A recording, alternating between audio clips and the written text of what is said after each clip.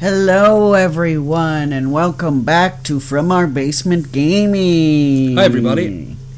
We are back with part 85 of Ecco the Dolphin Defender of the Future. 85 parts. Happy New Year everyone. Happy 2024. Happy 2024. Yeah. Man. It's the start of a new year. Yeah. At the time you were watching. Yes. Yes.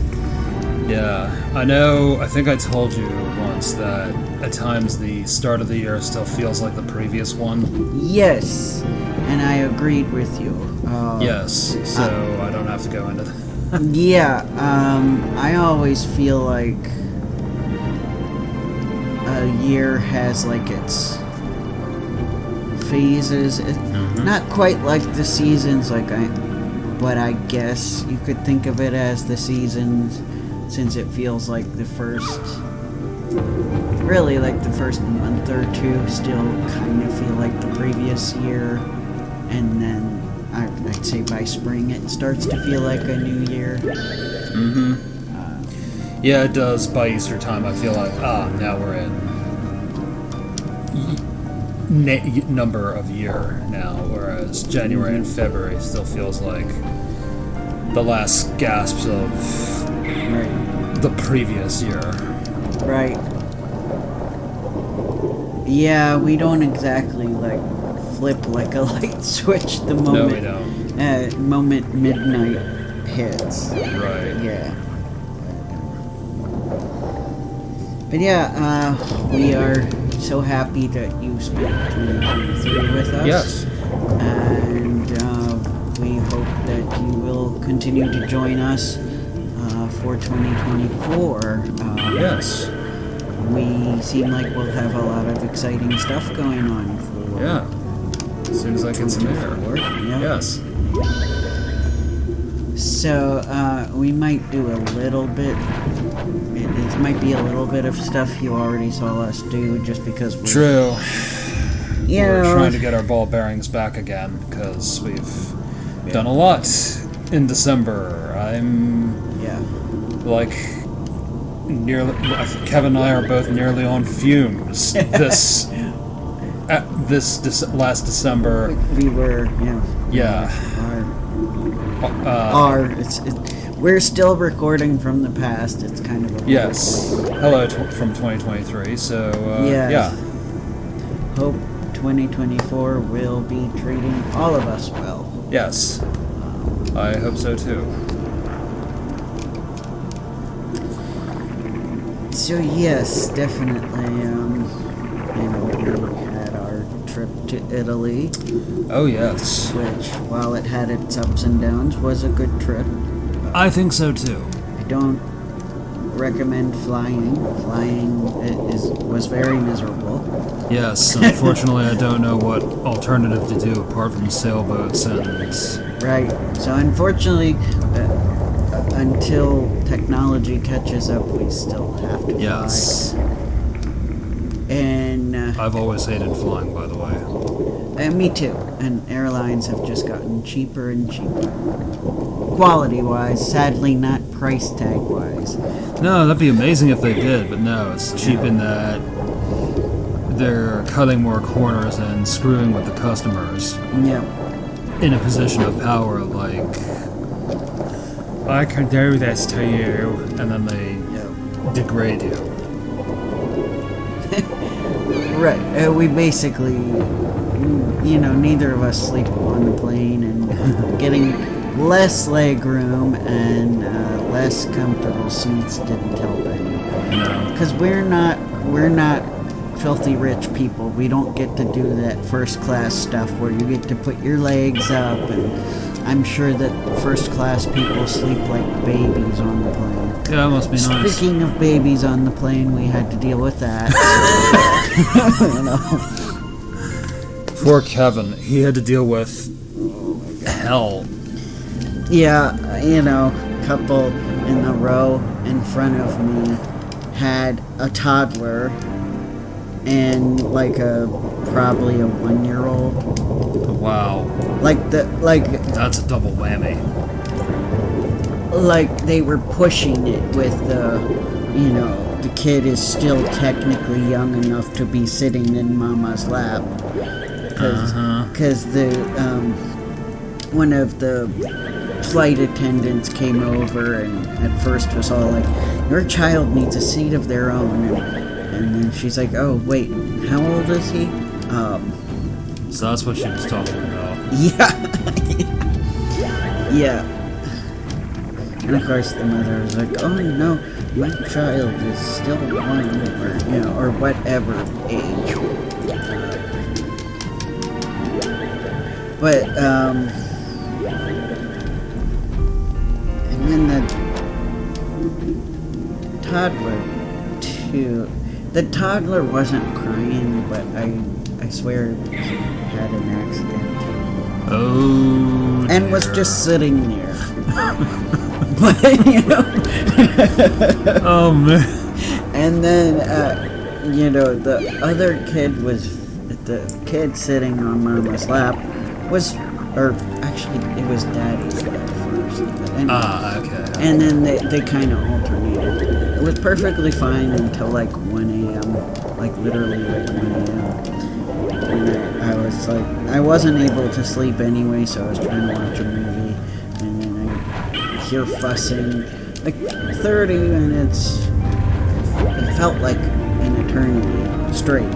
Crying. And fussing. And then the parents just doing nothing. Until after 30 minutes, and then they're like, gee, I guess we should get up and maybe change our child or do whatever we need to do to get the child to stop fussing. Because just comforting the child was doing nothing. No. So. Well, that reminds me almost carbon copy of the trip that I took almost 5 years ago to Japan. I had this, I think it was a Russian or Eastern European couple with a baby and a immature, I want to say 3-year-old. He was doing typical 3-year-old stuff that you're not really supposed to do on an airplane, and father was trying to keep school, and baby was also needing that kind of attention. It was getting to the point where the gentleman in front of me had literally shoved his tablet in his face to ignore what was the show that was going on in front of us. Can you bring that just a little closer? Okay. Excuse me for a second. Interruption. Yeah. Yeah. And I was trying, but I have the hardest time blocking out crying babies. Because they're very loud. They are. They really are loud. Yeah. And annoying. Like, I swear there's a business that brings crying babies to any social function. I just feel like just once it would be nice to go on a plane without people bringing their babies. Yeah. Just once. Yes, I can see why my sister was strictly no small children at her wedding. Yeah. Thanks. Yeah. You can tell we're single AF because we feel this way about babies. I mean, that's not why we're single. I'm just saying this is a trait of single people I've noticed a lot. Oh, really? Wow. And not all single people, but, I did not notice that until you said. I'm sure if either of us were with someone and had children, we wouldn't be quite as grr about it, but I don't know. I'm not really...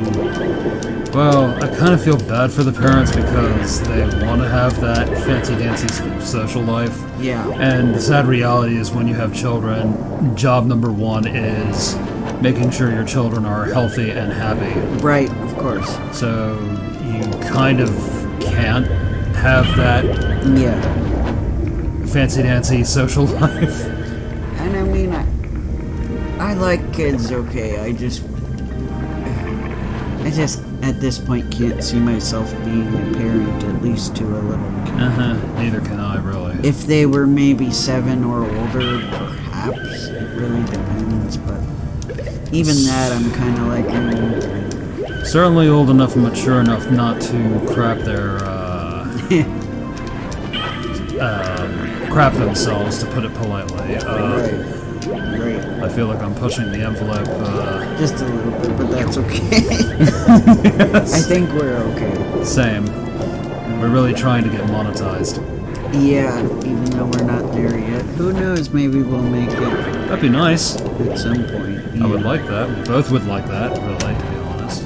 I mean, it seemed like our new Zelda Let's Play has been getting it. Oh yeah, I'm really shocked and impressed with our Zelda the 2, The Adventures of Link game. Zelda the 2. Zelda the 2, yes. My favorite one, Zelda the 2, The Adventures of Link. But yes, definitely we were pleasantly surprised. I feel like we would probably be getting more if it wasn't for pesky copyright claims. Yes, the darn jerk who has been copyright claiming the material from the game, which is not ours. It's part of the live performance, and yeah, well, it's like it's not him manually doing it, but it's because he copywrote his video, like his lyric version.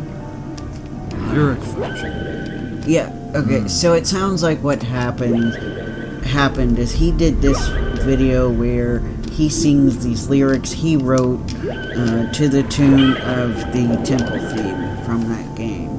And he decided he was going to go ahead and copyright that.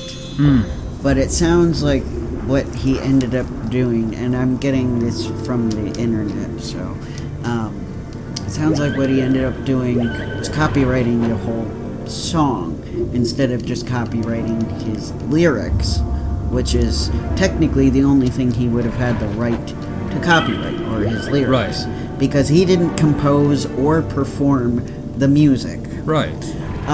But because he did that, YouTube's software is picking up on it. And I looked into it. We are not the only ones who have had this trouble. And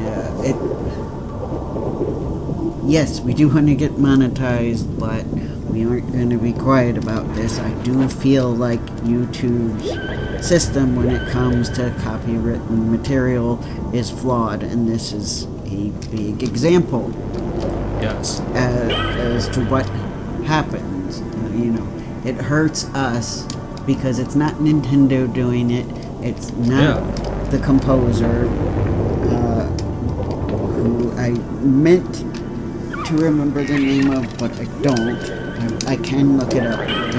It's not Koji Kondo, who does a lot of the other games.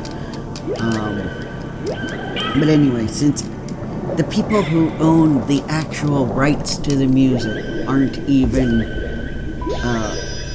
doing a copyright ID on it, and they're the only ones who have the right to do it. But because of this other guy who's, a YouTuber himself, we and other people cannot have videos that use that music. What a jerk. Yeah. Alright, I was gonna look it up. Because I usually like to have the actual names when I talk about these people.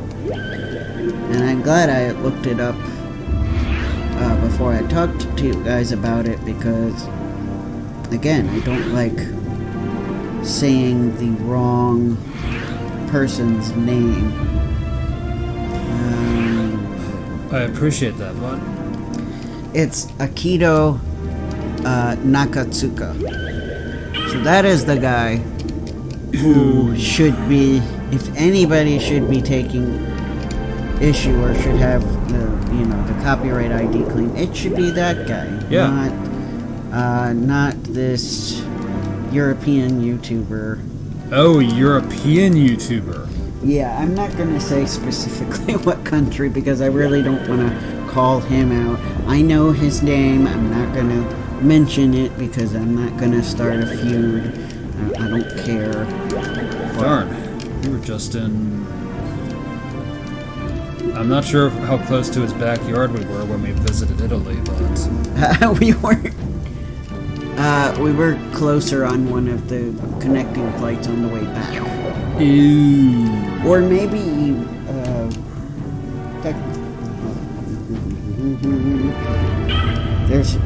there are other, like, actual big YouTubers that are from the same country. So,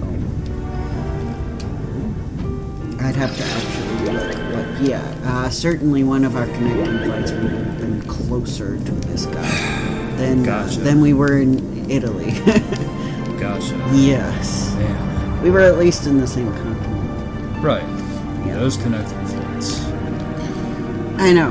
Nightmare. Nothing was on time. On the way back, they lost our luggage because of miscommunication. Right.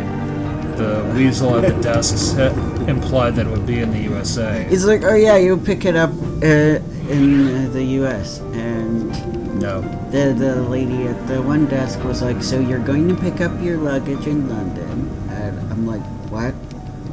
Yeah. And then she's like, oh, I'll change it for you. Because I'm like, we don't have enough time. And we really didn't. We barely had enough time to make it to our final flight when we were in London. Yeah. It was very bad. The guy landed late. He arrived late, we left late, landed late. Yes. It was a nightmare. Everything was late. Everything was late. And then, even though that woman updated it, and we saw all the stickers they put on it didn't leave London. Our luggage went to London. No, because it still encoded it as us picking it up at London. Yeah, even though she changed it for us. Yes. Yeah. But I'm like, even if we had landed in time, we wouldn't have had enough time to pick up our luggage in London. Correct. The layover just wasn't long enough. Yeah, we only had like minutes. Yeah. And Thankfully, they waited for us, but still, it was uncomfortable for both of us. The woman made me think we were going to be late because she had us running. Yeah. And I nearly passed out because I'm bad at running. I'm chronically bad at running. And running at top speed, like forcing me to run at top speed, was That horrible. scared me, I will confess. Oh yeah, I felt like I was going to stop breathing or pass out. It was Right. not fun. No, it was absolutely not. I am not physically in shape. I'm not ashamed to say that. I suffer from chronic pain, so I'm not very athletic because of that. Right, and frankly, you shouldn't have had to have, Yeah. because we were on a flight home, and... Yeah, not to mention no sleep. Oh God, no. So, yeah, there's that too. Yeah, but guys, Italy was good. It was. It It was was very nice. great food, friendly people, cool things to see. Yeah. I will say I feel like Rome is overrated. Yes.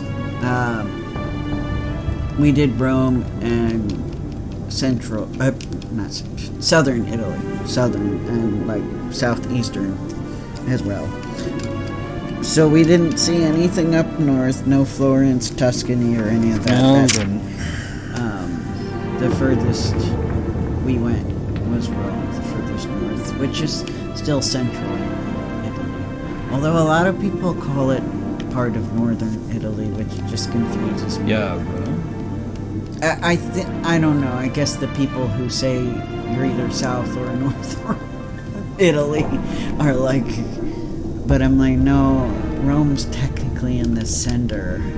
It is. I feel like looking at the map anyway. So. But yeah, spent most of our time in Naples, which was nice. Oh yeah. A little bit messy, but nice. Don't recommend driving a car there. Lots of traffic. Oh baby. And they're probably as aggressive, if not more aggressive, than New York City traffic-wise. But, you know, friendly people. And there's public transportation. There's the metro, there's buses, there's trains. So you don't really have to rent a car when you visit Italy. It's not like the United States. Oh no. No, most places aren't like the United States. Yeah. We're the ones who are stubbornly in Carville. Yes. But anyway, yeah. We do miss the food. Yep. I had the best salmon in my life there. And I felt sad, feeling like I might never have salmon that's this good again.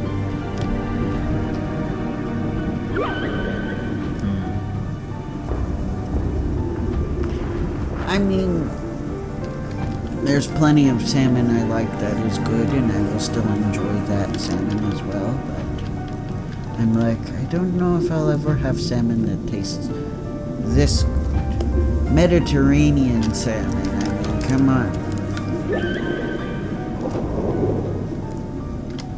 That's where it's at.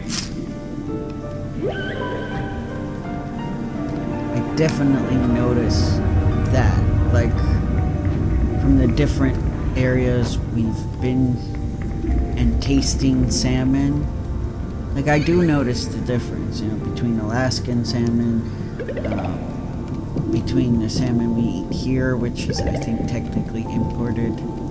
Yeah, the Norwegian stuff and or British Yeah, I think. and Chilean. Yeah, I definitely noticed the difference between those, the salmon I had in Japan, which I assume is Pacific salmon, Yeah. and then Italy, I'm guessing it might have been from the Mediterranean or Tiberian. Not exactly sure which specifically, but I definitely noticed the difference. It didn't taste like salmon I eat here at home. But that's just me.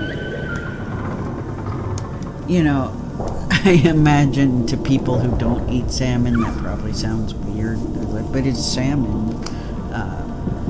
But yeah, definitely different. Yeah. And guys, we cook pizza all wrong. A lot of the pizza places do. Americans cook pizza wrong. Big surprise. Yeah. I swear we ourselves are part of the reason why our country, the U.S., has such a high obesity rate. Yes. After eating Italian food and readjusting my taste buds to how they do it in Europe, I realized, yeah, that's the biggest reason why American food is so obese, is because our food is made to be so heavy. Yeah, and I mean, we put a lot of the preservatives in it. Right.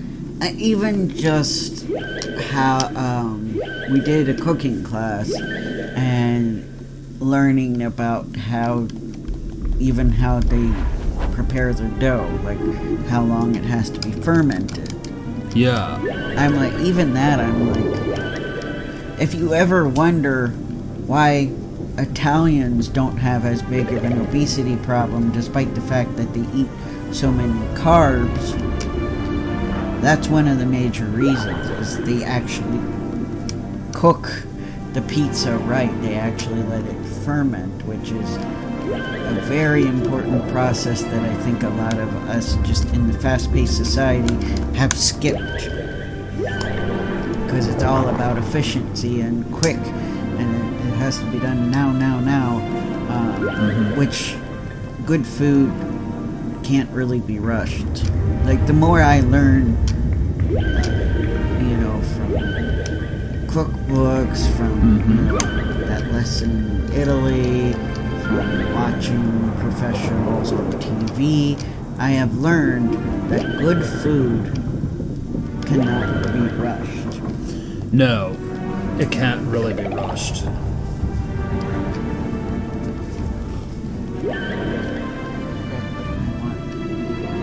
Is it not? Well, remember, isn't it here? Is that mine? Yeah, I thought that was you. Okay. Sorry, guys. I need water. I hear you, bud.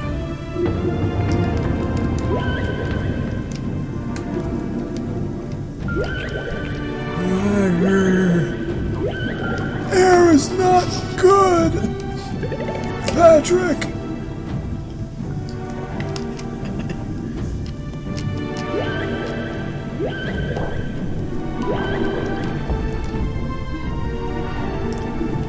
One of my favorite episodes of SpongeBob. It's a really good one. Yeah. Yeah, it is definitely a really good one. Yeah. Yes. It introduced us to Sandy Cheeks. It did. Ah, Sandy, before they flanderized her. That poor squirrel. Before she became generic scientist character. That sucked. So if they were gonna flanderize her, it was very weird that that's what they decided to go with. As opposed to the girl or the aggressive one, she's the scientist. Or like leaning into her being from Texas. Oh yeah. That and... Which, while none of those would have been great, I was still just surprised, because usually when they flanderize characters, it usually goes in a certain direction. Right. The direction where...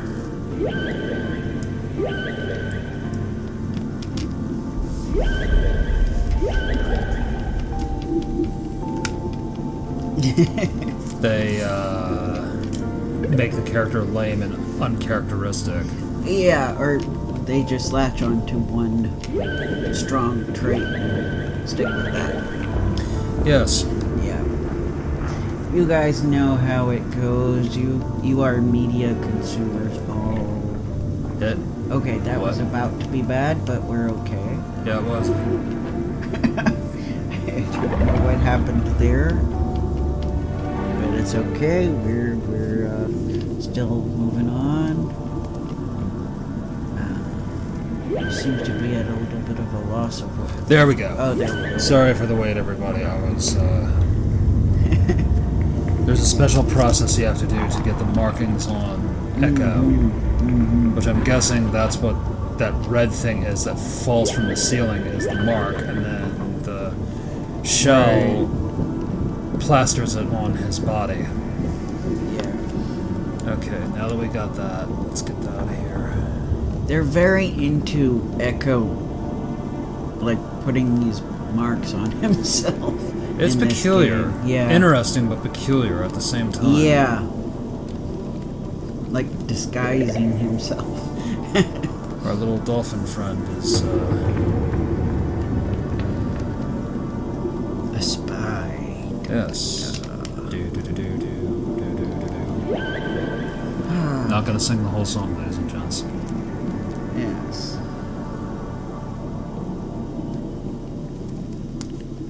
You guys all know what it's referencing. We don't need to go into it.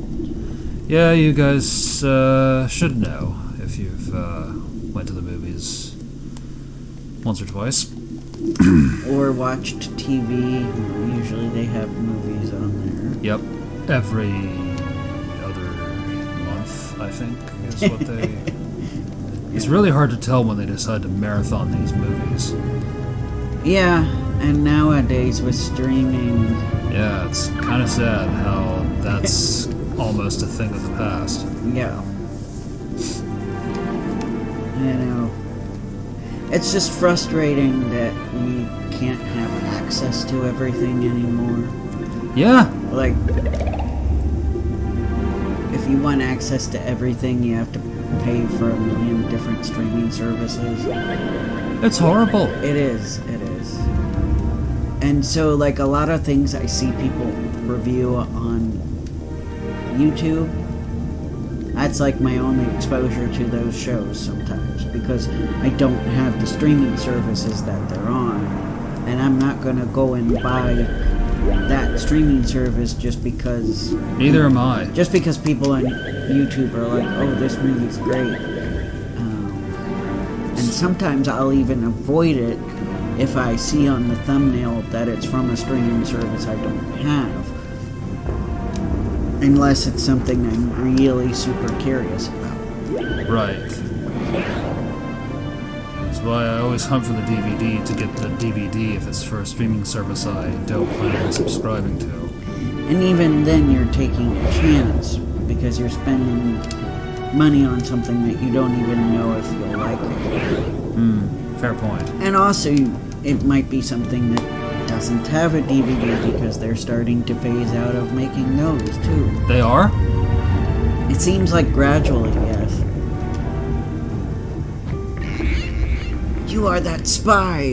You cannot deceive me, blah blah blah. With that mere mark? Yeah, I couldn't read that fast. I hope not. They better not. If so, then I guess I'm going to retire from consuming media ever again.